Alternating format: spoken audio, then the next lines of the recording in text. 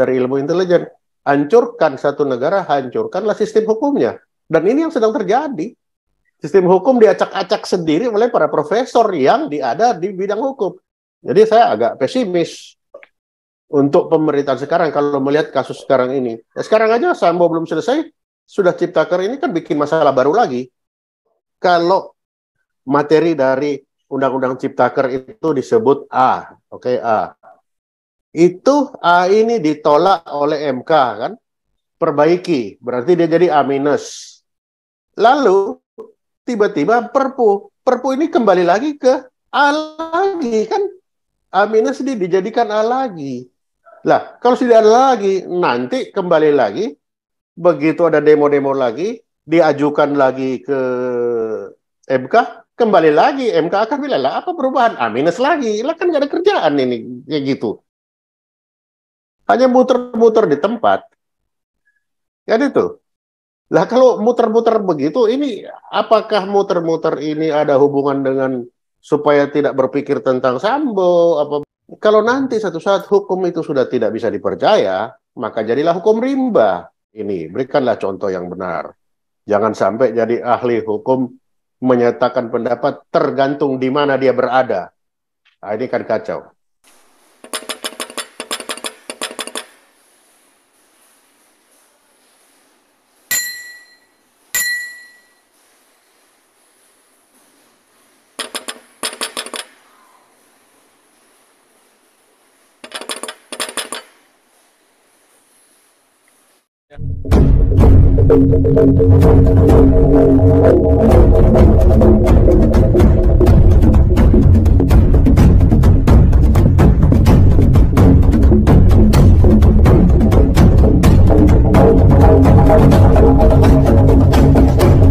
Nanti kalau sampai pada proses akhir perjalanan persidangan Ferdy Sambo dan kawan-kawannya itu, seberapa jauh Pak Sulaiman Biponto melihatnya penyelesaian kasus-kasus di internal Kepolisian Republik Indonesia sebagaimana dulu pernah dipresentasikan oleh Pak Sulaiman Biponto soal pembenahan yang ada di dalam internal Kepolisian Republik Indonesia yang ditunjukkan diantaranya kasus Ferdy Sambo dan yang lain kan banyak itu Pak. Banyak.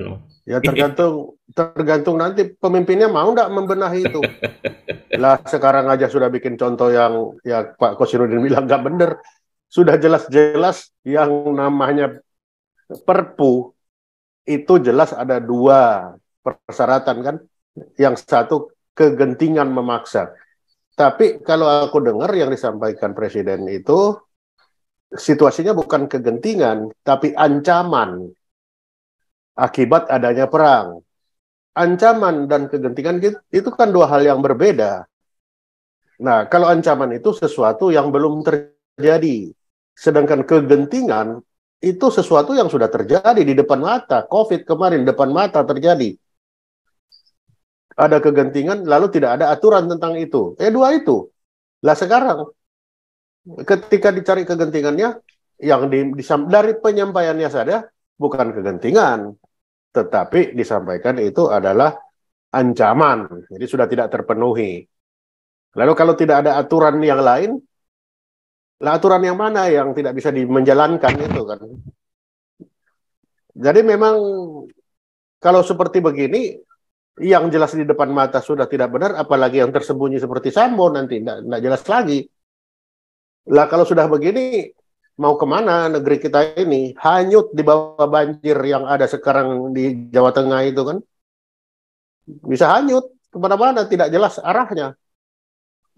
Biasanya sependapat dengan Pak Ahmad Kossirudin, khusus Ciptaker ini untuk Perpu, ini untuk kita yang ya dibandingkan dengan Pak Mahfud dan Pak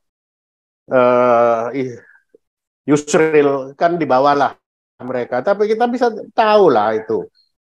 Lah kalau itu bagaimana dengan adik-adik yang ada sedang belajar di bangku kuliah sekarang melihat fakta seperti ini. Nah, bagi intelijen inilah melihat dari ilmu intelijen, hancurkan satu negara, hancurkanlah sistem hukumnya. Dan ini yang sedang terjadi.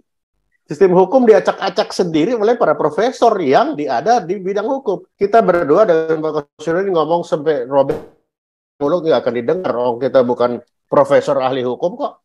Kan itu. Mereka yang sudah bilang, oh kita yang sudah bertahun-tahun ahli.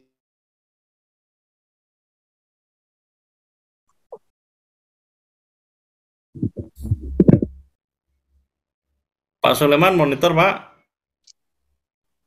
Suaranya putus, Pak Soleman. Iya, kelihatannya beliau sinyalnya ini, persoalan sinyalnya. Silakan, Pak. Ya, silakan Pak, dilanjut, Pak. Jadi sepertinya Presiden juga dapat masukan yang nggak benar. Karena beliau bilang itu adalah ancaman akibat perang. Padahal kegentingan memaksa itu bukan ancaman akibat, bukan ancaman, bukan sesuatu yang belum terjadi, tetapi sesuatu yang sudah terjadi di depan mata. Itu baru bisa disebut kegentingan sebagaimana dimaksud pasal 22 Undang-Undang Dasar. Jadi ada yang memberi masukan kepada beliau yang keliru. Nah, siapa yang masukkan? Ya sudah pasti orang-orang yang punya gelar di belakang sarjana hukum, kan itu. Saya agak pesimis melihat hal ini. Karena yang sudah demikian mudah terlihat saja sudah seperti ini, apalagi di belakang masalah Sambo kan ada banyak lagi masalah-masalah di belakangnya dia. Apakah mau kita menyelesaikan itu? Kan belum. Kalau yang ini saja sudah belum, apalagi di belakangnya Sambo. Jadi saya agak pesimis untuk pemerintahan sekarang kalau melihat kasus sekarang ini. Ya, sekarang aja Sambo belum selesai, sudah Ciptaker ini kan bikin masalah baru lagi.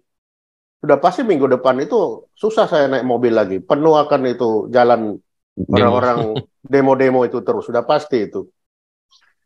Nah, itu padahal itu kan dari logika aja. Logika ini tadi bicara sarjana hukum, saya bicara sarjana teknik sekarang. Kalau materi dari Undang-Undang Ciptaker itu disebut A, oke, A. Itu A ini ditolak oleh MK kan? Perbaiki, berarti dia jadi A-. Lalu tiba-tiba Perpu ini kembali lagi ke A lagi kan? A- dijadikan A lagi. Lah, kalau sudah ada lagi, nanti kembali lagi, begitu ada demo-demo lagi, diajukan lagi ke MK, kembali lagi, MK akan bilang, lah apa perubahan? A- lagi, lah kan nggak ada kerjaan ini, kayak gitu. Hanya muter-muter di tempat. Kan itu. Lah kalau muter-muter begitu, ini apakah muter-muter ini ada hubungan dengan supaya tidak berpikir tentang Sambo, apa berpikir, kan ini sudah banyak lagi di belakang. Kalau kita mau merajut lagi itu. Nah itu. Jadi sekarang masyarakat kan terpecah. Ada yang melihat Ciptaker, ada yang melihat Sambo. Entah lagi nanti ada apa lagi yang ke belakang lagi. Kita akan lihat lagi. Dan itu masalah mendasar, masalah hukum. Kalau nanti satu saat hukum itu sudah tidak bisa dipercaya, maka jadilah hukum rimba. Suka-suka saya, kan itu. Kalau saya ini kepada para ya senior-senior yang sudah lebih dahulu belajar tentang hukum ini, berikanlah contoh yang baik kepada kita-kita yang di belakang ini yang baru belajar kemudian kan. Terutama bagi kita yang ikut berkecimpung di dalam bidang hukum ini, berikanlah contoh yang benar. Jangan sampai jadi ahli hukum menyatakan pendapat tergantung di mana dia berada. Nah, ini kan kacau. Kalau kita di laut itu ditanya posisimu di mana?